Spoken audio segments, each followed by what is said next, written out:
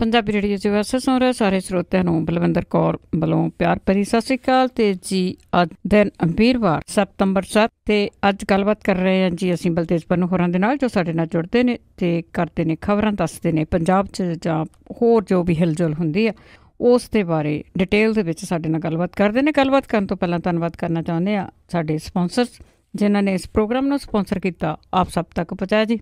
Khalsa insurance ਵਾਲੇ ਸਾਨੂੰ ਸੇ ਤੋਂ ਗੁਰਦੀਪ ਸਿੰਘ ਬਿਰਦੀ, ਕਲੋਵਿਸ ਅਸ਼ਾਨਜੀਤ ਸਿੰਘ ਕਲੋਟੀ ਜੁੱਬਾ ਸਿਟੀ, ਬਹਾਦਰ ਸਿੰਘ ਗਿੱਲ ਫਾਬਲਰ ਤੋਂ, ਗੁਰਵੀਰ ਸਿੰਘ ਬਰਾੜ ਫਰੈਜ਼ਨੋ, ਮਨਦੀਪ ਸਿੰਘ ਸਾਨੋਜੇ, ਹਰਵਿੰਦਰ ਸਿੰਘ ਸਮਰਾ ਜੁੱਬਾ ਸਿਟੀ ਤੋਂ, ਹਰਵੰਤ ਸਿੰਘ ਉਪ ਜੁੱਬਾ ਸਿਟੀ, ਸੁੱਚਾ ਸਿੰਘ ਜੀ ਫਰੈਜ਼ਨੋ ਤੋਂ। ਇਹਨਾਂ ਦੇ ਬਹੁਤ ਬਹੁਤ ਧੰਨਵਾਦੀ ਹਾਂ ਜਿਨ੍ਹਾਂ ਨੇ ਇਸ ਪ੍ਰੋਗਰਾਮ ਨੂੰ ਸਪੋਂਸਰ ਕੀਤਾ, ਸਾਡੇ ਨਾਲ ਜੁੜ ਚੁੱਕੇ ਨੇ ਜੀ। ਬਲਤੇਜ ਪੰਨੂ ਜੀ, ਸਤਿ ਸ਼੍ਰੀ ਅਕਾਲ, ਸਵਾਗਤ ਹੈ ਜੀ। ਸਤਿ ਸ਼੍ਰੀ ਅਕਾਲ ਜੀ, ਧੰਨਵਾਦ ਜੀ, ਬਹੁਤ ਮਿਹਰਬਾਨੀ। ਅਤੇ ਪਹਿਲਾਂ ਆਪਾਂ ਗੱਲ ਪਾਣੀਆਂ ਦੀ ਕਰੀਏ। ਕਈ ਸਾਲਾਂ ਤੋਂ ਵੈਸੇ ਪਾਣੀ ਕਰਕੇ ਜਦੋਂ ਵੀ ਮੁੱਦਾ ਕੱਢਣਾ ਹੁੰਦਾ ਕੱਢ ਲੈਂਦੇ, ਪਰ ਹਜੇ ਇਸ ਮੁੱਦੇ ਨੂੰ ਠੱਲ ਪਈ ਆ ਕੁਛ ਕੁ ਹਫ਼ਤਿਆਂ ਦੇ ਲਈ। ਬਿਲਕੁਲ ਜੀ, ਸੁਪਰੀਮ ਕੋਰਟ ਦੇ ਵਿੱਚ ਜਿਹੜੀ ਸੁਣਵਾਈ ਸੀਗੀ ਜੀ, ਜਿਹੜੇ ਰਾਸ਼ਟਰਪਤੀ ਹੋਰਾਂ ਨੇ ਸਲਾਹ ਮੰਗੀ ਹੋਈ ਆ, ਜਿਹੜਾ ਟਰਮੀਨੇਸ਼ਨ ਐਕਟ 2004 ਸੀਗਾ ਜੀ, ਉਸ ਮਾਮਲੇ ਦੇ ਉੱਤੇ ਤੁਸੀਂ ਇਹ ਕਹਿ ਲਓ ਕਿ ਮਾਮਲਾ ਹਾਲ ਦੀ ਘੜੀ ਫੇਰ ਜਿਹੜਾ ਜੀ ਉਹ ਲਮਕਾਇਆ ਗਿਆ। ਇਸ ਵਾਰੀ ਸੈਂਟਰ ਦੇ ਵੱਲੋਂ ਇਹ ਮਾਮਲਾ ਜਿਹੜਾ ਉਹ ਲਮਕਾਇਆ ਗਿਆ। ਸੈਂਟਰ ਨੇ ਇਹ ਗੱਲ ਕਹੀ ਆ ਕਿ ਉਹ ਦੋਨਾਂ ਰਾਜਾਂ ਨੂੰ ਬਿਠਾ ਕੇ ਗੱਲਬਾਤ ਕਰਵਾਉਣ ਦੀ ਕੋਸ਼ਿਸ਼ ਜਿਹੜੀ ਆ ਜੀ ਉਹ ਕਰ ਰਿਹਾ, ਤਾਂ ਕਿ ਅਦਾਲਤ ਤੋਂ ਬਾਹਰ ਇਹ ਮਾਮਲਾ ਨਿਬੇੜਿਆ ਜਾ ਸਕੇ। ਪਿਛਲੀ ਵਾਰੀ ਜਿਹੜਾ ਸੁਪਰੀਮ ਕੋਰਟ ਨੇ ਇਹ ਗੱਲ ਆਖੀ ਸੀਗੀ ਜੀ ਕਿ ਕੇਂਦਰ ਦੀ ਸਰਕਾਰ ਜਿਹੜੀ ਆ ਦੋਨਾਂ ਰਾਜਾਂ ਨੂੰ ਬਿਠਾਵੇ। ਇਹ ਲਿਖ ਕੇ ਦੇਣਾ ਹੀ ਪੈਣਾ ਸੀਗਾ ਕੇਂਦਰ ਦੀ ਸਰਕਾਰ ਨੂੰ ਕਿ ਉਹਨੇ ਇਸ ਮਾਮਲੇ ਦੇ ਵਿੱਚ ਕੀ ਐਫਰਟ ਜਿਹੜੀਆਂ ਦੀ ਉਹ ਕੀਤੀਆਂ ਨੇ, ਕਿਉਂਕਿ ਸੁਪਰੀਮ ਕੋਰਟ ਦੇ ਹੁਕਮ ਸੀਗੇ ਜੀ। ਤੋਂ ਜਿਹੜੇ ਵਕੀਲ ਸੀਗੇ ਸੈਂਟਰ ਦੀ ਸਰਕਾਰ ਦੇ, ਉਹਨਾਂ ਨੇ ਇਹ ਗੱਲ ਕਹੀ ਜੀ ਕਿ ਕੁਝ ਸਮਾਂ ਹੋਰ ਦਿੱਤਾ ਜਾਵੇ, ਔਰ 6 ਹਫ਼ਤਿਆਂ ਦਾ ਸਮਾਂ ਜਿਹੜਾ ਜੀ ਉਹ ਮਿਲ ਗਿਆ। 3 ਮੈਂਬਰੀ ਬੈਂਚ ਜਿਹੜਾ ਸੀਗਾ ਜੀ, ਉਹਨੇ ਇਸ ਮਾਮਲੇ ਦੇ ਉੱਤੇ ਇਹ ਕਿਹਾ ਕਿ ਕੇਂਦਰ ਦੀ ਸਰਕਾਰ ਜੇ ਇਹਦਾ ਹੱਲ ਕੱਢ ਸਕੇ ਦੋਨਾਂ ਰਾਜਾਂ ਨੂੰ ਬਿਠਾ ਕੇ ਤੇ ਇਹ ਬਿਹਤਰ ਹੋਊਗਾ। ਔਰ ਬੈਂਚ ਨੇ ਕੇਂਦਰ ਸਰਕਾਰ ਦੇ ਬਿਆਨ ਦੇ ਉੱਤੇ ਗੌਰ ਕਰਨ ਦੇ ਮਾਮਲੇ ਤੋਂ ਬਾਅਦ ਅਗਲੀ ਜਿਹੜੀ ਸੁਣਵਾਈ ਹੈ ਜੀ 8 ਨਵੰਬਰ ਤੱਕ ਦੀ ਮੁਕਰਰ ਕੀਤੀ ਹੈ। ਔਰ ਜੁਲਾਈ ਦੇ ਵਿੱਚ ਜਿਹੜਾ ਸੀਗਾ ਜੀ ਬੈਂਚ ਨੇ ਇਹ ਗੱਲ ਕਹੀ ਸੀਗੀ ਕਿ ਸੁਪਰੀਮ ਕੋਰਟ ਦੇ ਫੈਸਲਿਆਂ ਦਾ ਸਤਿਕਾਰ ਤੇ ਇਹਨਾਂ ਨੂੰ ਲਾਗੂ ਜਿਹੜਾ ਜੀ ਉਹ ਕੀਤਾ ਜਾਵੇ। ਉਧਰ ਇਸ ਤਰੀਕ ਤੋਂ ਪਹਿਲਾਂ ਜਿਹੜੀਆਂ ਸੀਗੀਆਂ ਦੋਨਾਂ ਰਾਜਾਂ ਦੇ ਜਿਹੜੇ ਮੁੱਖ ਮੰਤਰੀ ਤੇ ਜਿਹੜੇ ਵਕੀਲ ਸੀਗੇ ਜੀ, ਉਹ ਲਗਾਤਾਰ ਆਪਣੇ ਜਮ੍ਹਾਂ ਘਟਾਓ ਜਿਹੜੇ ਸੀ ਉਹ ਦਿੱਲੀ ਬਹਿ ਕੇ ਪਰਖਦੇ ਰਹੇ। SYL ਮਾਮਲੇ ਦੇ ਉੱਤੇ ਜਿਹੜਾ ਜੀ ਸੁਪਰੀਮ ਕੋਰਟ ਦੇ ਵੱਲੋਂ ਕੇਂਦਰ ਨੂੰ 6 ਹਫ਼ਤੇ ਦਾ ਸਮਾਂ ਦਿੱਤੇ ਜਾਣ ਤੋਂ ਬਾਅਦ ਹਰਿਆਣੇ ਦੀ ਸਰਕਾਰ ਨੇ ਮਾਮਲਾ ਆਪਣੇ ਪੱਖ ਦੇ ਵਿੱਚ ਕਰਨ ਦੇ ਵਾਸਤੇ ਦੋਵੇਂ ਕਾਨੂੰਨੀ ਤੇ ਸਿਆਸੀ ਦਾ ਮਾਰਨ ਦੇ ਵਾਸਤੇ ਦੋ ਪੱਖੀ ਰਣਨੀਤੀ ਜਿਹੜੀ ਹੈ ਜੀ ਉਹ ਘੜੀ ਆ। ਹਰਿਆਣੇ ਦੀ ਭਾਜਪਾ ਸਰਕਾਰ, ਕੇਂਦਰ ਦੇ ਵਿੱਚ ਵੀ ਭਾਜਪਾ ਦੀ ਅਗਵਾਈ ਵਾਲੀ NDA ਸਰਕਾਰ ਦਾ ਹੋਣਾ ਆਪਣੇ ਫਾਇਦੇ ਦੇ ਵਿੱਚ ਜਿਹੜੀ ਹੈ ਜੀ ਉਹ ਗਿਣ ਰਹੀ ਆ। ਹਰਿਆਣਾ ਦੇ ਵੱਲੋਂ ਸੁਪਰੀਮ ਕੋਰਟ ਦੇ ਵਿੱਚ ਪਹਿਲਾਂ ਹੀ ਮਾਮਲਾ ਤੇਜ਼ੀ ਦੇ ਨਾਲ ਜਿਹੜਾ ਜੀ ਉਹ ਅੱਗੇ ਵਧਾਇਆ ਜਾ ਰਿਹਾ। ਹਰਿਆਣੇ ਦੇ ਵੱਲੋਂ ਪੰਜਾਬ ਦੇ ਉੱਤੇ ਕੇਂਦਰ ਤੋਂ ਦਬਾਅ ਪਾਉਣ ਦੇ ਵਿੱਚ ਕੋਈ ਕਸਰ ਜਿਹੜੀ ਹੈ ਜੀ ਉਹ ਨਹੀਂ ਛੱਡੀ ਜਾ ਰਹੀ। ਪਰ ਸਵਾਲ ਇਹ ਜਿਹੜਾ ਜੀ ਸਾਰੇ ਜਿਹੜਾ ਜਾਣਦੇ ਨੇ ਕਿ ਪੰਜਾਬ ਦੇ ਵਿੱਚ ਸਰਕਾਰ ਜਿਹਦੀ ਮਰਜ਼ੀ ਹੋਵੇ ਜੀ, ਇਸ ਨਾ ਤਾਂ ਕੋਈ ਜਿਹੜਾ ਜੀ ਸਰਕਾਰ ਮੰਨੂਗੀ ਕਿਸੇ ਕਿਸਮ ਦਾ ਦਬਾਓ ਨਾ ਪ੍ਰੈਸ਼ਰ, ਕਿਉਂਕਿ ਜਿਸ ਪਾਰਟੀ ਨੇ ਦਬਾਓ ਜਾਂ ਪ੍ਰੈਸ਼ਰ ਮੰਨ ਕੇ ਕੁਝ ਵੀ ਜਿਹੜਾ ਜੀ ਪੰਜਾਬ ਦੇ ਅਗੇਂਸਟ ਸਮਝੌਤਾ ਕੀਤਾ, ਤਾਂ ਫਿਰ ਮੇਰਾ ਖਿਆਲ ਉਹ ਪਾਰਟੀ ਦਾ ਹਸ਼ਰ ਜਿਹੜਾ ਜੀ ਉਹ ਸਾਰੇ ਹੀ ਜਾਣਦੇ ਹੋਣਗੇ ਕਿ ਕਿਹੋ ਜਿਹਾ ਆ ਸਕਦਾ। ਹਾਂ ਜੀ, ਬਿਲਕੁਲ। ਤੇ ਅੱਗੇ ਆਪਾਂ ਭਾਰਤ ਦੀ ਗੱਲ ਕਰੀਏ ਕਿ ਇਸ ਦੇ ਜਿਹੜੇ ਸੰਬੰਧ ਆ ਨਾਲ ਲੱਗਦੇ ਦੇਸ਼ਾਂ ਦੇ ਨਾਲ ਕਦੀ ਵਿਗੜ ਜਾਂਦੇ ਆ, ਕਦੀ ਬਣ ਜਾਂਦੇ ਆ, ਪਰ ਪਾਕਿਸਤਾਨ ਦੇ ਨਾਲ ਤਾਂ ਇਹਨਾਂ ਦੀ ਇੱਦਾਂ ਹੀ ਖੜਕਾ ਰਹਿੰਦਾ ਹੈ। ਚਾਈਨਾ ਦੀ ਜੇ ਗੱਲ ਕਰੀਏ ਤਾਂ ਕਹਿੰਦੇ ਸੰਬੰਧ ਸੁਧਰਨ ਦੀ ਆਸ। ਬਿਲਕੁਲ ਜੀ, ਐਕਚੁਅਲੀ ਇਹ ਅਜੀਬੋ ਗਰੀਬ ਜਿਹੀ ਜਿਹੜੇ ਆ ਜੀ ਉਹ ਸੰਬੰਧ ਆ। ਕਦੇ ਤਾਂ ਹਿੰਦੀ ਚੀਨੀ ਜਿਹੜੇ ਆ ਜੀ ਉਹ ਭਾਈ ਆ, ਤੇ ਕਦੇ ਹਿੰਦੀ ਚੀਨੀ ਜਿਹੜੇ ਆ ਜੀ ਉਹ ਖੜੇ ਹੋ ਜਾਂਦੇ ਆ ਇੱਕ ਦੂਜੇ ਦੇ ਖਿਲਾਫ ਰਫਲਾਂ ਜਿਹੜੀਆਂ ਲੈ ਕੇ। ਵੈਸੇ ਜਦੋਂ ਕਦਾ ਇਹ ਚੱਲ ਰਿਹਾ ਜੀ ਮਾਮਲਾ ਸਾਰੇ ਦਾ ਸਾਰਾ, ਉਦੋਂ ਤੋਂ ਇੱਕ ਗੱਲ ਜਿਹੜੀ ਆ ਜੀ ਆਪਾਂ ਕਵਰ ਕਰਦੇ ਰਹੇ ਕਿ ਚਾਈਨਾ ਜਿਹੜਾ ਜੀ ਉਹ ਬਿਜ਼ਨਸ ਮਾਈਂਡਡ ਹੋ ਗਿਆ ਜੀ। ਉਹ ਗੱਲਾਂ ਸਾਰੀਆਂ ਜਿਹੜੀਆਂ ਉਹ ਪੁਰਾਣੀਆਂ ਹੋ ਗਈਆਂ ਜਦੋਂ ਉਹ ਲੜਦਾ ਭਿੜਦਾ ਸੀਗਾ ਦੂਜੇ ਮੁਲਕਾਂ ਦੇ ਨਾਲ। ਮੈਂ ਇਹ ਗੱਲ ਜਿਹੜੀ ਹੈ ਜੀ ਉਹ ਬੜੀ ਵਾਰੀ ਇਹ ਕਹੀ ਆ ਕਿ ਉਹ $5 ਦਾ ਵੀ ਨੁਕਸਾਨ ਜਿਹੜਾ ਜੀ ਉਹ ਸਹਿ ਨਹੀਂ ਸਕਦਾ, ਜਦੋਂ ਕਿ 5 ਅਰਬ ਡਾਲਰ ਦਾ ਕਾਰੋਬਾਰ ਜਿਹੜਾ ਜੀ ਹਰ ਸਾਲ ਮੁਲਕ ਦੇ ਨਾਲ, ਭਾਰਤ ਦੇ ਨਾਲ ਚਾਈਨਾ ਦਾ ਹੁੰਦਾ। ਆ ਜਿਹੜੇ ਫੈਸਟੀਵਲ ਹੁਣ ਆਏ ਨੇ ਜੀ, ਫੈਸਟੀਵਲ ਜਿਹੜੇ ਆ ਰਹੇ ਸ਼ੁਰੂ ਹੋ ਰਹੇ ਆ ਸੀਜ਼ਨ, ਇਹਨਾਂ ਦੇ ਵਿੱਚ ਅਰਬਾਂ ਰੁਪਈਏ ਦਾ ਕਾਰੋਬਾਰ ਜਿਹੜਾ ਜੀ ਉਹ ਚਾਈਨਾ ਮੁਲਕ ਦੇ ਵਿੱਚ ਕਰਦਾ। ਜਿਹੜਾ 2 ਹਫ਼ਤੇ ਪਹਿਲਾਂ ਜਿਹੜਾ ਜੀ ਇਹ ਕਹਿੰਦਾ ਸੀਗਾ ਕਿ ਚਾਹੇ ਕੁਝ ਵੀ ਹੋ ਜੇ ਅਸੀਂ ਜਿਹੜੀਆਂ ਜੀ ਫੌਜਾਂ ਆਪਣੀਆਂ ਵਾਪਸ ਨਹੀਂ ਮੰਗਾਉਣੀਆਂ। ਭਾਰਤ ਨੇ ਇੱਕ ਪਾਸੇ ਇਹ ਗੱਲ ਕਹਿਤੀ ਕਿ ਅਸੀਂ ਫੌਜਾਂ ਜਿਹੜੀਆਂ ਜੀ ਪਿੱਛੇ ਕਰ ਰਹੇ ਹਾਂ, ਤੇ ਹੁਣ ਚਾਈਨਾ ਵੀ ਲੱਗਦਾ ਇਸ ਮਾਮਲੇ ਦੇ ਉੱਤੇ ਢੈਲਾ ਪੈ ਗਿਆ। ਤੋ ਜਿਹੜੇ ਵਿਦੇਸ਼ ਮੰਤਰੀ ਹੈ ਚਾਈਨਾ ਦਾ ਵਾਂਗ ਜ਼ੀ, ਉਹਨੇ ਇਹ ਗੱਲ ਕਹੀ ਆ ਕਿ ਡੋਕਲਾਮ ਵਿਵਾਦ ਕਰਕੇ ਚਾਈਨਾ ਤੇ ਭਾਰਤ ਦੇ ਸਬੰਧ ਜਿਹੜੇ ਆ ਉਹ ਪ੍ਰਭਾਵਿਤ ਹੋਏ ਆ, ਤੇ ਪਰ ਬ੍ਰਿਕਸ ਸੰਮੇਲਨ ਦੇ ਦੌਰਾਨ ਦੋਵਾਂ ਮੁਲਕਾਂ ਦੇ ਆਗੂਆਂ ਦੇ ਵਿਚਕਾਰ ਜਿਹੜੀ ਆ ਜੀ ਉਹ ਭਰੋਸਗੀ ਪੈਦਾ ਹੋ ਗਈ ਆ, ਤੇ ਇਹ ਜਲਦੀ ਜਿਹੜੀ ਹੈ ਜੀ ਉਹ ਲੀਹ ਦੇ ਉੱਤੇ ਆ ਜਾਊਗੀ ਸਾਰਾ ਕੁਝ। ਇਹ ਕਿਹਾ ਗਿਆ ਜੀ ਕਿ ਇਹ ਹਾਂ ਪੱਖੀ ਦੋਨਾਂ ਮੁਲਕਾਂ ਦੇ ਨੇਤਾਵਾਂ ਦੇ ਵਿੱਚ ਜਿਹੜੀ ਗੱਲਬਾਤ ਸੀਗੀ, ਔਰ ਉਹਨਾਂ ਨੇ ਇਹ ਗੱਲ ਮੰਨੀ ਹੈ ਕਿ ਡੋਕਲਾਮ ਕਰਕੇ ਜਿਹੜਾ ਸੀਗਾ ਜੀ ਬਿਜ਼ਨਸ ਦੇ ਉੱਤੇ ਅਸਰ ਜਿਹੜਾ ਉਹ ਜ਼ਰੂਰ ਪਿਆ ਹੈ। ਹੁਣ ਦੋਨਾਂ ਦੇਸ਼ਾਂ ਦੇ ਵਿਚਾਲੇ ਕਿਸੇ ਕਿਸਮ ਦਾ ਕੋਈ ਵਿਵਾਦ ਨਹੀਂ ਗਾ। ਉਹਨਾਂ ਨੇ ਕਿਹਾ ਕਿ ਸਾਨੂੰ ਰਣਨੀਤਿਕ ਸਹਿਯੋਗ ਵਾਲੀ ਪਹੁੰਚ ਅਖਤਿਆਰ ਜਿਹੜੀ ਕਰਨੀ ਚਾਹੀਦੀ ਹੈ, ਤੇ ਆਪਸੀ ਵਿਸ਼ਵਾਸ ਜਿਹੜਾ ਜੀ ਉਹਦਾ ਪ੍ਰਗਟਾਵਾ ਕਰਨਾ ਚਾਹੀਦਾ।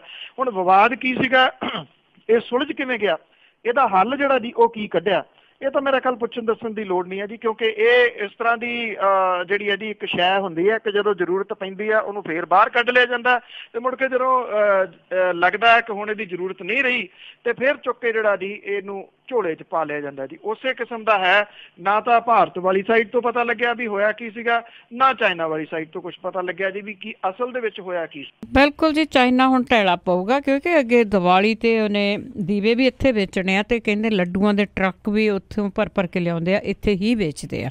ਤੇ ਅੱਗੇ ਆਪਾਂ ਪੰਜਾਬ ਸਰਕਾਰ ਦੀ ਗੱਲ ਕਰੀਏ ਤੇ ਖਜ਼ਾਨਾ ਖੜਕ ਰਿਹਾ ਜੀ।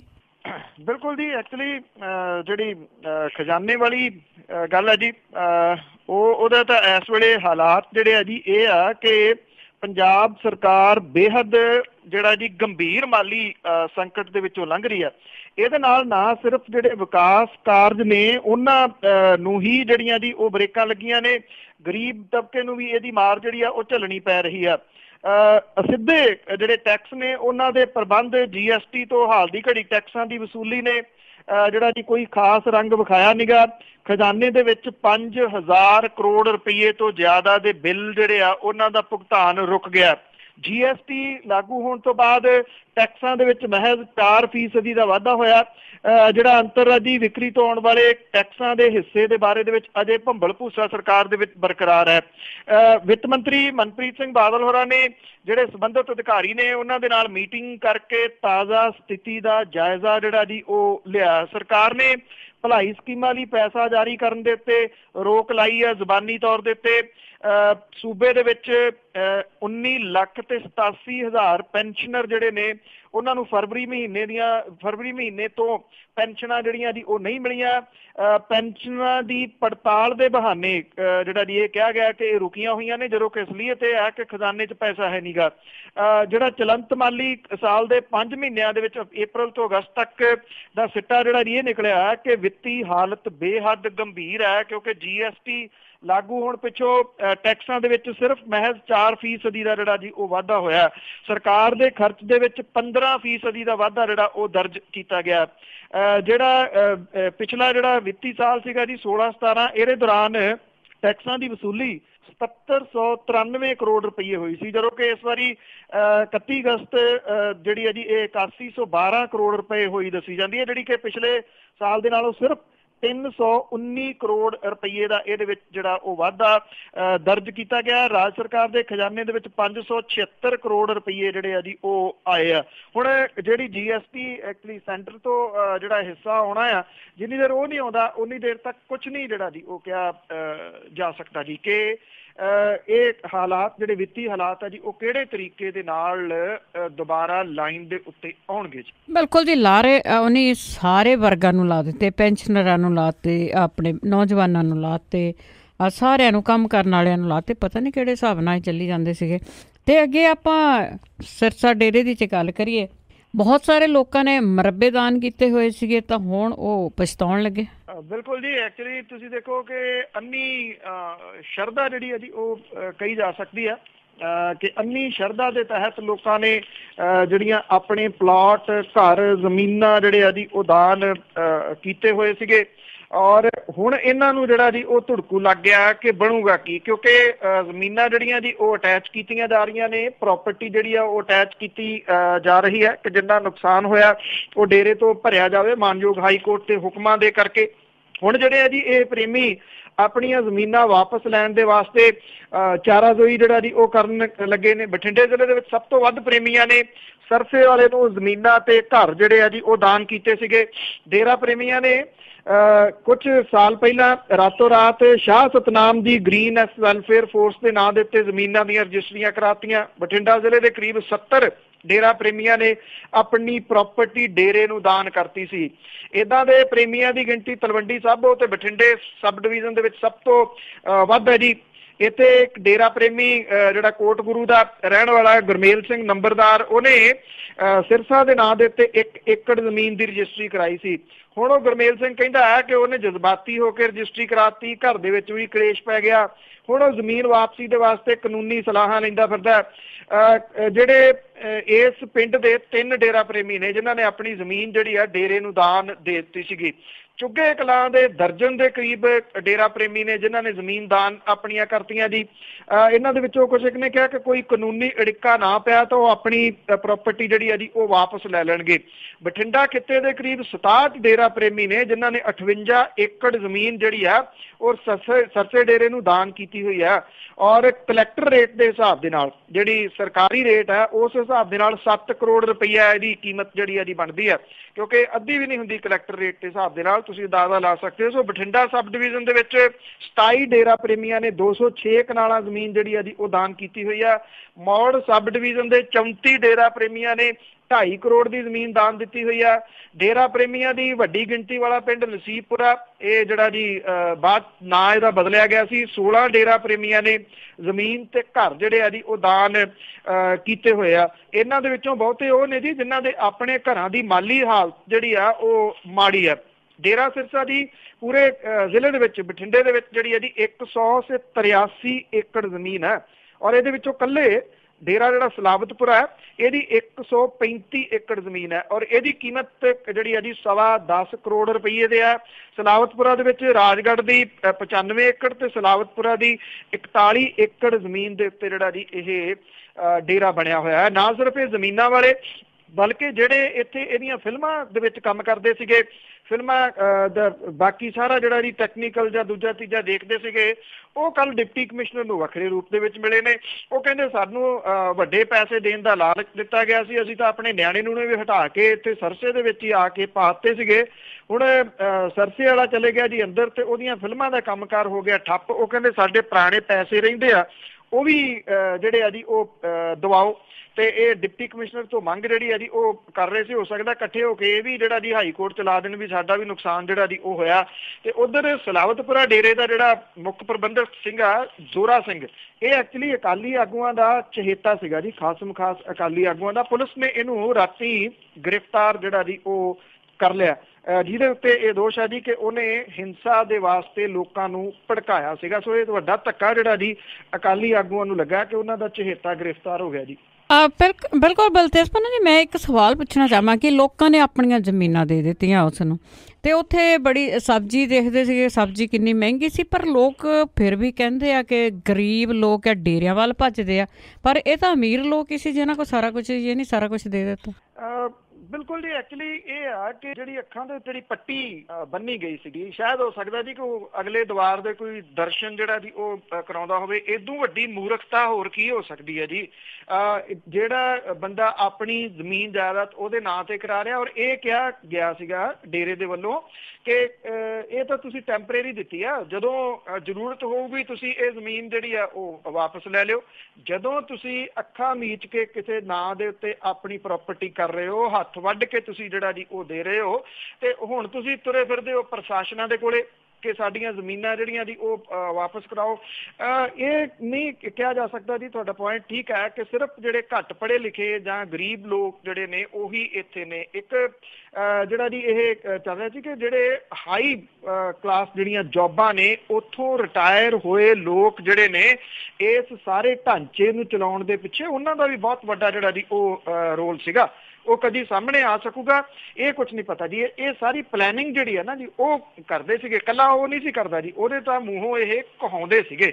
ਔਰ ਬ੍ਰੇਨ ਵਾਸ਼ ਜਿਹੜਾ ਜੀ ਉਹ ਕਿਹਾ ਜਾ ਸਕਦਾ। ਜਿਹੜੇ ਡੇਰੇ ਆ ਸਭ ਤੋਂ ਪਹਿਲਾਂ ਬ੍ਰੇਨ ਵਾਸ਼ ਹੀ ਕਰਦੇ ਆ। ਇੱਕੋ ਚੀਜ਼ ਉੱਥੇ ਜਿਹੜੀ ਆ ਜੀ ਬਾਰ-ਬਾਰ ਜ਼ੋਰ ਦੇ ਕੇ ਬਾਰ-ਬਾਰ ਸਾਰੀ ਜਗ੍ਹਾ ਕਹੀ ਜਾਂਦੀ ਸੀ ਕਿ ਤੁਸੀਂ ਆਪਣੇ ਗੁਰੂ ਦੇ ਖਿਲਾਫ ਜਿਹੜੀ ਆ ਜੀ ਉਹ ਕੋਈ ਗੱਲ ਨਹੀਂ ਸੁਣਨੀ। ਇੰਨਾ ਬ੍ਰੇਨ ਵਾਸ਼ ਜਿਹੜਾ ਜੀ ਉਹ ਕਰ ਦਿੱਤਾ ਜਾਂਦਾ ਸੀਗਾ ਕਿ ਐਸ ਸੂਨ ਤੁਸੀਂ ਕੋਈ ਗੱਲ ਕਹੀ, ਮੰਨ ਲਓ ਕੋਈ ਡੇਰਾ ਪ੍ਰੇਮੀ ਬੈਠਾ, ਜਾਂ ਤਾਂ ਉਹ ਤੁਹਾਡੇ ਗੱਲ ਪੈ ਜੂ, ਜੇ ਉਹਨੂੰ ਲੱਗਦਾ ਕਿ ਇੱਥੇ ਬਹੁ ਗਿਣਤੀ ਜਿਹੜੀ ਆ ਜੀ ਜ਼ਿਆਦਾ ਬੋਲਣ ਵਾਲਿਆਂ ਦੀ ਆ, ਉਹ ਚੁੱਪ ਕਰਕੇ ਉੱਠ ਕੇ ਜਿਹੜਾ ਜੀ ਉੱਥੋਂ ਚਲੇ ਜਾਂਦਾ ਸੀ। ਜਿਹੋ ਜਿਹੀ ਉਹਨਾਂ ਦੀ ਟ੍ਰੇਨਿੰਗ ਹੈ, ਟ੍ਰੇਨਿੰਗ ਇਸ ਕਿਸਮ ਦੀ ਜਿਹੜੀ ਉੱਥੇ ਦਿੱਤੀ ਜਾਂਦੀ ਸੀ ਕਿ ਬ੍ਰੇਨ ਵਾਸ਼ ਕਰਤਾ ਬੰਦਾ, ਜ਼ੁਬਾਨ ਵੀ ਗਈ, ਅੱਖਾਂ ਵੀ ਗਈਆਂ, ਕੰਨ ਵੀ ਗਏ।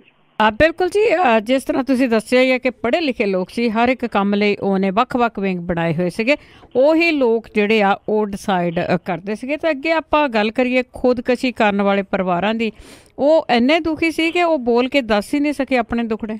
ਤੋ ਜਿਹੜੇ ਖੁਦਕੁਸ਼ੀ ਕਰ ਜਾਂਦਾ ਬੰਦਾ ਦੀ, ਉਹ ਉਹਦੇ ਕਿਉਂਕਿ ਲਾਸਟ ਰਾਹ ਉਹਦੇ ਕੋਲੇ ਇੱਕ ਕਿਸਮ ਦੇ ਨਾਲ ਹੁੰਦਾ, ਉਹ ਕਦੀ ਇਹ ਨਹੀਂ ਸੋਚਦਾ। ਇਹ ਗੱਲ ਆਪਾਂ ਬੜੀ ਵਾਰੀ ਜਿਹੜੀ ਜੀ ਉਹ ਕਹੀ ਹੈ ਕਿ ਉਹਦੇ ਪਰਿਵਾਰ ਦਾ, ਬੱਚਿਆਂ ਦਾ ਬਾਅਦ ਦੇ ਵਿੱਚ ਜਿਹੜਾ ਜੀ ਉਹ ਹਾਲਾਤ ਕੀ ਬਣਦੇ ਆ। ਇਹ ਜਿਹੜੀ ਗੱਲਬਾਤ ਹੈ ਜੀ ਇਸ ਪੱਖੋਂ ਜਿਹੜੀ ਪ੍ਰਚਾਰਨ ਵਾਲੀ ਹੈ ਉਹਨਾਂ ਕਿਸਾਨਾਂ ਦੇ ਵਾਸਤੇ ਜਿਨ੍ਹਾਂ ਦੇ ਸਿਰ ਕਰਜ਼ਾ ਹੈ ਕਿ ਤੁਹਾਡੇ ਪਰਿਵਾਰਾਂ ਨੂੰ ਕਿਸੇ ਨੇ ਬਾਅਦ ਦੇ ਵਿੱਚ ਪੁੱਛਣਾ ਨਹੀਂ, ਐਵੇਂ ਗੱਲਾਂ ਨੇ ਕਾਗਜ਼ੀ ਜਿਹੜੀਆਂ ਕੀਤੀਆਂ ਜਾਂਦੀਆਂ। ਸੰਗਰੂਰ ਡਿਸਟ੍ਰਿਕਟ ਦੇ ਵਿੱਚ ਸੁਸਾਈਡ ਕਰ ਗਏ ਪੀੜਤ ਪਰਿਵਾਰ ਜਿਹੜੇ ਸੀ, ਵਿਧਾਨ ਸਭਾ ਦੀ 5 ਮੈਂਬਰੀ ਕਮੇਟੀ ਜਿਹੜੀ ਸੀ ਉਹਦੇ ਮੂਹਰੇ ਆਪਣੇ ਹੰਝੂ ਜਿਹੜੇ ਜੀ ਉਹ ਰੋਕ ਨਹੀਂ ਸਕੇ। ਖੇਤੀ ਕਰਦਿਆਂ ਕਰਕੇ ਆਪਣਿਆਂ ਨੂੰ ਗਵਾਉਣ ਵਾਲੀਆਂ ਬੀਬੀਆਂ ਜਿਨ੍ਹਾਂ ਦੇ ਘਰ ਦੇ ਹਾਲਾਤ ਦਾ ਜ਼ਿਕਰ ਕਰਦੀਆਂ, ਉਹ ਇੰਨੀਆਂ ਭਾਵੁਕ ਹੋਈਆਂ ਕਿ ਉਹ ਬੋਲ ਹੀ ਨਾ ਸਕੀਆਂ ਜੀ। ਇਸ ਟੀਮ ਦੇ ਸਾਹਮਣੇ ਜਿਹੜੇ ਸੀਗੇ ਜੀ ਇਹ ਵੱਖ-ਵੱਖ ਪਰਿਵਾਰ ਪੇਸ਼ ਹੋਏ। ਕਮੇਟੀ ਉਭਾਵਾਲ ਸਣੇ ਜ਼ਿਲ੍ਹੇ ਦੇ 11 ਪਿੰਡਾਂ ਦੇ 29 ਖੁਦਕੁਸ਼ੀ ਪੀੜਤ ਕਿਸਾਨ ਮਜ਼ਦੂਰ ਜਿਹੜੇ ਸੀ ਉਹਨਾਂ ਪਰਿਵਾਰਾਂ ਨੂੰ ਇਹ ਕਮੇਟੀ ਮਿਲੀ।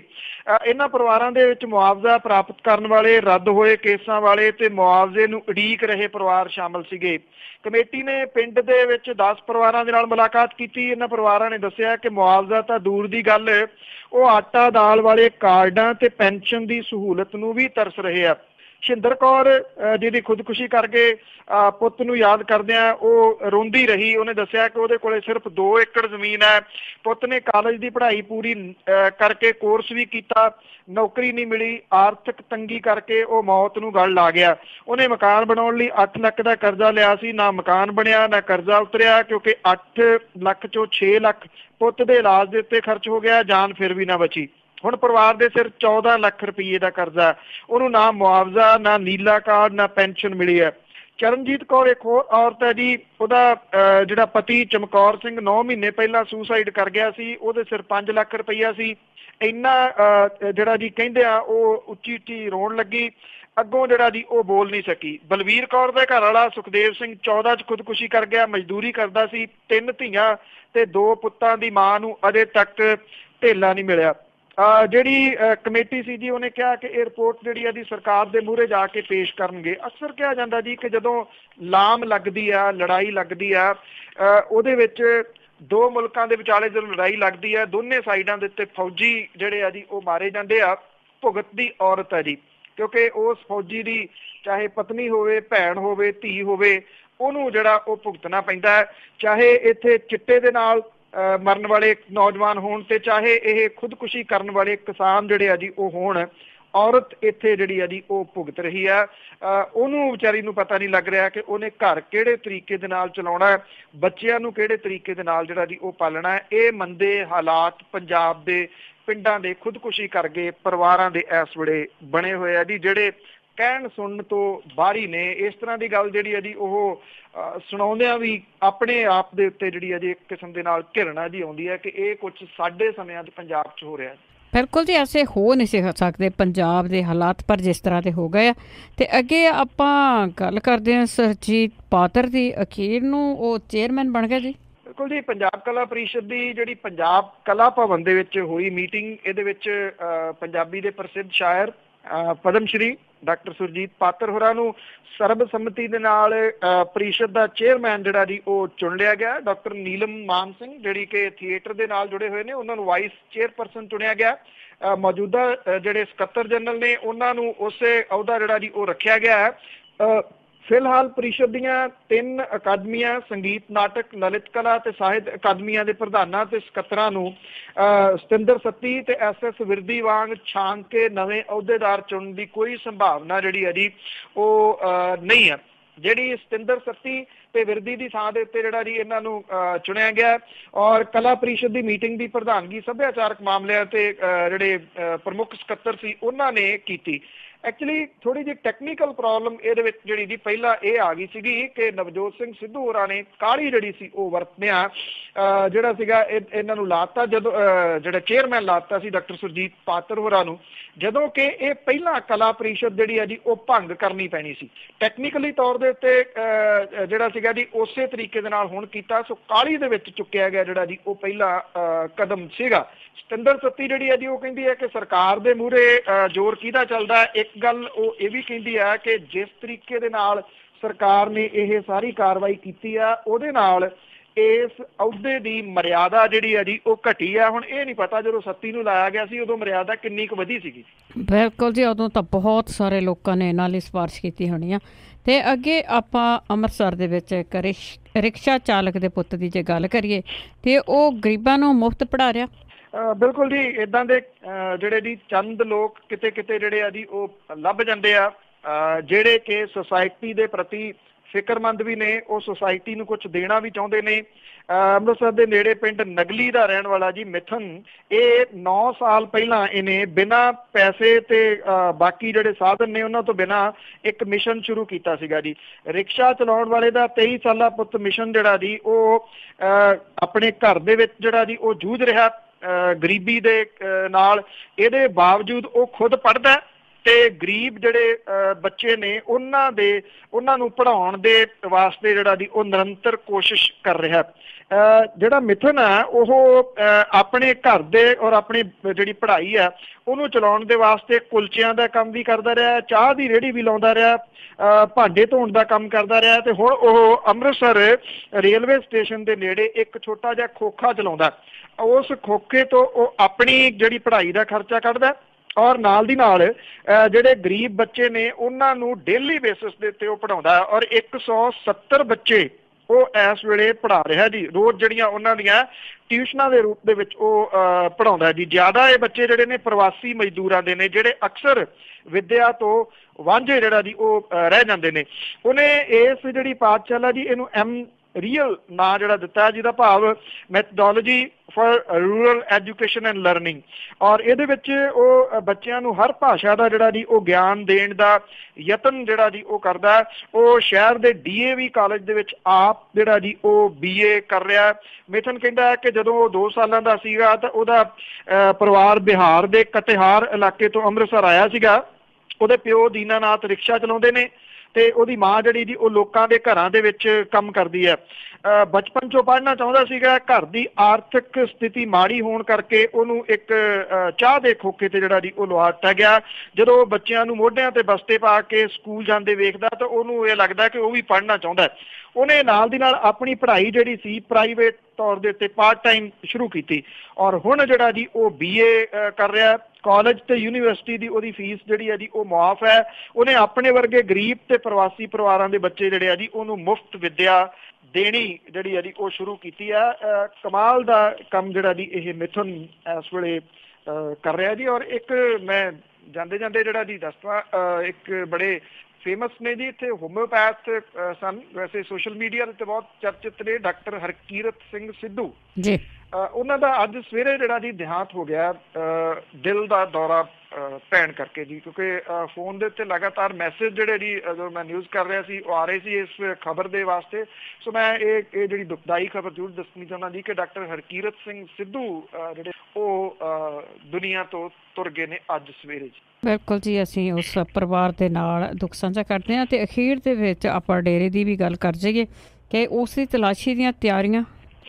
ਬਿਲਕੁਲ ਜੀ, ਐਕਚੁਅਲੀ ਇਹ ਜਿਹੜਾ ਡੇਰਾ ਹੈ ਜੀ ਇਟਲੀ ਲਮਕੀ ਜਾ ਰਹੀ ਹੈ, ਤੁਸੀਂ ਕਹਿ ਲਓ ਕਿ ਕਹਾਣੀ ਜਿਹੜੀ ਹੁਣ ਜਿਹੜਾ ਹਾਈ ਕੋਰਟ ਤੋਂ ਆਫੀਸਰ ਸੀਗੇ ਜੀ ਉਹ ਸਾਰੇ ਦੇ ਸਾਰੇ ਪਹੁੰਚੇ ਨੇ। ਲਗਾਤਾਰ ਮੀਟਿੰਗਾਂ ਜਿਹੜੀਆਂ ਜੀ ਉਹ ਚੱਲੀਆਂ ਨੇ ਉੱਥੇ ਸਿਰਸਾ ਦੇ ਵਿੱਚ। ਜਿਹੜੇ ਅਨਿਲ ਕੁਮਾਰ ਸਿੰਘ ਪਵਾਰ ਜਿਹੜੇ ਕਿ ਹਾਈ ਕੋਰਟ ਦੇ ਵੱਲੋਂ ਨਿਯੁਕਤ ਕੀਤੇ ਗਏ ਕਮਿਸ਼ਨਰ ਨੇ, ਉਹਨਾਂ ਨੇ ਇੱਥੇ ਫੈਕਲਟੀ ਹਾਊਸ ਦੇ ਵਿੱਚ ਤਲਾਸ਼ੀ ਵਾਸਤੇ ਤਾਇਨਾਤ ਕੀਤੇ ਗਏ ਜਿਹੜੇ ਅਧਿਕਾਰੀ ਨੇ ਉਹਨਾਂ ਦੇ ਨਾਲ ਮੀਟਿੰਗ ਜਿਹੜੀ ਹੈ ਜੀ ਉਹ ਕੀਤੀ ਆ। ਇਹਦੇ ਵਿੱਚ ਪੁਲਿਸ ਵਾਲੇ, ਪੈਰਾਮਿਲਟਰੀ ਫੋਰਸਿਸ, ਡਿਪਟੀ ਕਮਿਸ਼ਨਰ ਤੇ ਬਾਕੀ ਜਿਹੜੇ ਸੀ ਉਹ ਸਾਰੇ ਦੇ ਸਾਰੇ ਉਹਨਾਂ ਤੋਂ ਜਿਹੜਾ ਦੀ ਪੁੱਛ-ਦੱਸ ਕੀਤੀ ਆ। ਡੇਰੇ ਦੀ ਤਲਾਸ਼ੀ ਤੋਂ ਪਹਿਲਾਂ ਸਿਰਸਾ ਸ਼ਹਿਰ ਜਿਹੜਾ ਜੀ ਉਹ ਪੂਰਾ ਛਾਉਣੀ ਦੇ ਵਿੱਚ ਤਬਦੀਲ ਕਰ ਦਿੱਤਾ ਗਿਆ। ਫੌਜੀ ਦਲਾਂ ਦੀਆਂ 41 ਕੰਪਨੀਆਂ ਇੱਥੇ ਤਾਇਨਾਤ ਕੀਤੀਆਂ ਗਈਆਂ ਨੇ। ਵਿਸ਼ੇਸ਼ ਕਮਾਂਡੋ ਦਸਤੇ ਵਾਲੀ ਸਵੈਟ ਤੇ ਇੱਕ ਬੰਬ ਜਿਹੜੀ ਡਿਫਿਊਜ਼ ਕਰਨ ਵਾਲੀ ਟੀਮ ਵੀ ਤਾਇਨਾਤ ਕੀਤੀ ਗਈ ਹੈ। ਡੌਗ ਸਕੁਐਡ ਦੀਆਂ 9 ਟੀਮਾਂ ਨੇ। ਹਰਿਆਣਾ ਦੇ ਵੱਖ-ਵੱਖ ਹਿੱਸਿਆਂ ਤੋਂ 7000 ਤੋਂ ਜ਼ਿਆਦਾ ਪੁਲਿਸ ਜਵਾਨ ਜਿਹੜੇ ਜੀ ਉਹ ਸਿਰਸਾ ਦੇ ਵਿੱਚ ਤਾਇਨਾਤ ਕੀਤੇ ਗਏ ਨੇ। ਇਹ ਗੱਲਾਂ ਵੀ ਜਿਹੜੀਆਂ ਜੀ ਉਹ ਨਾਲ ਦੀ ਨਾਲ ਚੱਲੀ ਜਾ ਰਹੀਆਂ ਨੇ ਕਿ ਜਿਹੜੇ ਇੰਨੇ ਦਿਨਾਂ ਤੋਂ ਬਾਅਦ ਜਿਹੜਾ ਜੀ ਉਸ ਡੇਰੇ ਦੇ ਵਿੱਚੋਂ ਕਿੰਨਾ ਕੁ ਜਿਹੜਾ ਜੀ ਕਾਗਜ਼ ਪੱਤਰ ਜਾਂ ਦੂਜਾ ਸਮਾਨ ਲੱਭੂਗਾ, ਇਹ ਆਪਣੇ ਆਪ ਦੇ ਵਿੱਚ ਇੱਕ ਵੱਡਾ ਸਵਾਲ ਹੈ। ਵੇਖਣਾ ਇਹੀ ਜਿਹੜਾ ਜੀ ਹੋਊਗਾ ਕਿ ਇਸ ਮਾਮਲੇ ਦੇ ਉੱਤੇ ਜਿਹੜਾ ਜੀ ਕਿੰਨਾ ਕੁ ਉੱਥੋਂ ਜਿਹੜਾ ਇਹ ਟੀਮ ਗਈ ਹੈ ਉਹ ਕੁਛ ਲੱਭ ਪਾਉਂਦੀ ਹੈ ਜਾਂ ਨਹੀਂ। ਪਰ ਕਿੰਤੂ ਪਰੰਤੂ ਜਿਹੜੇ ਜੀ ਉਹ ਵੱਡੇ ਜ਼ਰੂਰ ਹੋ ਰਹੇ ਨੇ। ਖਾਸ ਤੌਰ ਦੇ ਉੱਤੇ ਕੱਲ ਜੇ ਆਪਾਂ ਲਾਈਏ ਤਾਂ ਜਿਹੜੇ ਹਰਿਆਣੇ ਦੇ ਮਿਨਿਸਟਰ ਨੇ, 2 ਜਿਹੜੇ ਮਿਨਿਸਟਰ ਨੇ, ਉਹਨਾਂ ਦੀ ਜੇ ਗੱਲ ਕਰੀਏ ਤਾਂ ਉਹਨਾਂ ਦਾ ਮੋਹ ਤਾਂ ਡੇਰੇ ਦੇ ਨਾਲ ਉਸੇ ਤਰੀਕੇ ਦੇ ਨਾਲ ਜਿਹੜਾ ਜੀ ਉਹ ਬਣਿਆ ਹੋਇਆ। ਜਿਹੜੇ ਨਿਰਵਿਜ ਨੇ ਮਿਨਿਸਟਰ ਨੇ ਉਹ ਇਹ ਕਹਿੰਦੇ ਕਿ ਜੇ ਦੁਬਾਰਾ ਜ਼ਰੂਰਤ ਪਈ ਮੈਂ ਤਾਂ ਫਿਰ ਉੱਥੇ ਵੋਟਾਂ ਮੰਗਣ ਦੇ ਵਾਸਤੇ ਜਾਊਂਗਾ ਸਰਸੇ। ਉਹ ਕਹਿੰਦੇ ਕਿ ਸਰਸੇ ਵਾਲੇ ਜਿਹੜਾ ਡੇਰਾ ਸੀਗਾ ਉਹਦੇ ਮੁਖੀ ਨੂੰ ਅਦਾਲਤ ਨੇ ਦੋਸ਼ੀ ਠਹਿਰਾਇਆ, ਡੇਰੇ ਨੂੰ ਦੋਸ਼ੀ ਥੋੜੀ ਠਹਿਰਾਇਆ ਕਿ ਮੈਂ ਉੱਥੇ ਜਿਹੜਾ ਜੀ ਉਹ ਨਾ ਜਾਵਾਂ। ਦੂਸਰੇ ਜਿਹੜੇ 51 ਲੱਖ ਰੁਪਈਆ ਦੇ ਕੇ ਆਏ ਸੀਗੇ ਰਾਮ ਵਿਲਾਸ, ਜਦੋਂ ਉਹਨਾਂ ਨੂੰ ਕੱਲ ਉਹ SYL ਮੁੱਦੇ ਦੇ ਉੱਤੇ ਬੜਾ ਜਿਹੜਾ ਜੀ ਬੋਲ ਰਹੇ ਸੀਗੇ, ਇੱਕ ਪੱਤਰਕਾਰ ਨੇ ਸਵਾਲ ਕਰਤਾ ਵੀ ਉਹ 51 ਲੱਖ ਰੁਪਈਏ ਦਾ ਕੀ ਬਣਿਆ ਜਿਹੜਾ ਤੁਸੀਂ ਦੇ ਕੇ ਆਏ ਸੀ। ਤੇ ਉਹ ਪ੍ਰੈਸ ਕਾਨਫਰੰਸ ਜਿਹੜੀ ਸੀ ਉਹ ਨਾਲ ਦੀ ਨਾਲ ਛੱਡ ਕੇ ਤੁਰ ਗਏ, ਭਾਵ ਕਿ ਉਹਨਾਂ ਨੇ ਐਕਸੈਪਟ ਨਹੀਂ ਕੀਤਾ ਕਿ ਕਿਸੇ ਜਗ੍ਹਾ ਦੇ ਉੱਤੇ ਗਲਤੀ ਹੋਈ ਹੈ, ਜਿਹੜੀ ਕਿ ਇੱਕ ਸਵਾਲੀਆ ਚਿੰਨ੍ਹ ਜਿਹੜੇ ਆ ਜੀ ਉਹ ਖੜੇ ਕਰ ਰਹੀ ਹੈ ਕਿ ਜਿਹੜਾ ਪ੍ਰੇਮ ਹੈ ਨਾ ਉਹ ਡੇਰੇ ਦੇ ਨਾਲ ਹਰਿਆਣੇ ਦੇ ਮਿਨਿਸਟਰਾਂ ਦਾ ਜਿਉਂ ਦਾ ਤਿਉਂ ਬਣਿਆ ਹੋਇਆ। ਬਿਲਕੁਲ ਜੀ, ਇਹ ਵੀ ਝਲਕ ਪੈਂਦੀ ਕਿ ਕਿਸੇ ਹੋਰ ਰੂਪ ਦੇ ਵਿੱਚ ਡੇਰੇ ਨੂੰ ਇਹ ਸਲਾਮਤ ਰੱਖੂਗੀ ਹਰਿਆਣਾ ਦੀ ਗੌਰਮੈਂਟ। ਤੁਹਾਡਾ ਬਹੁਤ ਬਹੁਤ ਧੰਨਵਾਦ ਬਲਤੇਜ ਪੰਨੂ ਜੀ। ਮਿਹਰਬਾਨੀ ਜੀ, ਧੰਨਵਾਦ। ਸਤਿ ਸ਼੍ਰੀ ਅਕਾਲ। ਸਤਿ ਸ਼੍ਰੀ ਅਕਾਲ ਜੀ। ਤੇ ਸਰੋਤੇ ਸਨ ਬਲਤੇਜ ਪੰਨੂ ਜੀ ਜੁੜਦੇ ਨੇ, ਕਰਦੇ ਨੇ ਖਬਰਾਂ। ਹੁਣ ਇਸੇ ਦੇ ਨਾਲ ਅੱਜ ਦਾ ਬੁਲਟਨ ਇੱਥੇ ਹੀ ਸਮਾਪਤ। ਅਗਲੇ ਬੁਲਟਨ ਤੱਕ ਬਲਵਿੰਦਰ ਕੌਰ ਵੱਲੋਂ ਆਪ ਸਭ ਨੂੰ ਹੀ ਪਿਆਰ ਭਰੀ ਸਤਿ ਸ਼੍ਰੀ ਅਕਾਲ।